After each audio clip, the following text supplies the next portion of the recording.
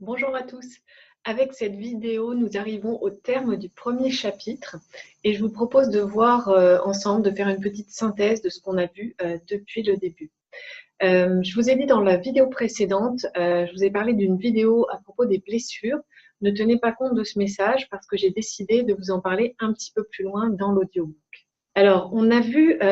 au tout début de ce chapitre que nous étions comme une antenne, un canal d'énergie vitale qui reçoit et émet en permanence de l'énergie.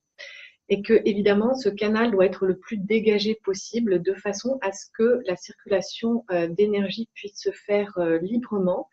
et nous apporter la vitalité, la santé, la visibilité, la réceptivité par rapport à notre guidance personnelle, à notre intuition, à la capacité de voir tous les messages qui viennent se manifester dans notre vie pour nous donner des directions, pour nous aider à faire des choix en conscience et donc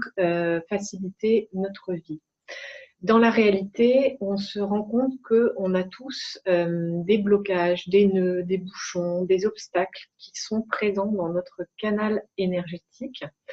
et que ça engendre en fait tout un tas de problématiques, de désagréments, de dysfonctionnements, à la fois dans notre corps et ils vont ensuite se manifester dans notre vie et nous donner un sentiment de confusion et de manque de visibilité, d'impuissance, d'être victime de la vie, des autres, etc.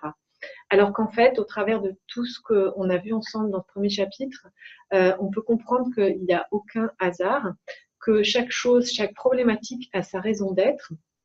et que on a vraiment du pouvoir en apprenant à voir comment comment fonctionne ce système corps-esprit, ce que sont les émotions, qu'est-ce qu'elles viennent nous dire. Eh bien, on se rend compte qu'on a la possibilité de changer de regard et d'agir pour dégager notre canal et donc solutionner de manière naturelle tous ces problèmes qui sont en nous ou dans notre vie. Donc, en fait, grâce à ces connaissances et à la pratique, je vous ai proposé un premier exercice pour vous familiariser avec votre ressenti, pour pouvoir recontacter ces émotions et donc les libérer par paliers progressivement.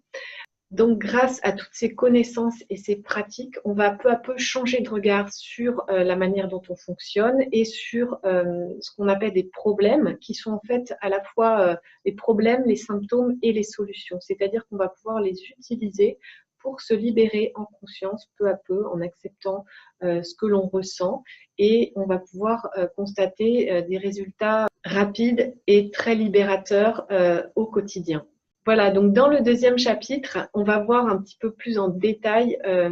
comment fonctionnent ces émotions, quel est leur rôle, quels sont leurs messages précis, de façon à pouvoir intégrer tout ça dans votre quotidien et vous en servir pour dégager vos problèmes et trouver les solutions à tout ce qui vient vous encombrer et limiter votre potentiel.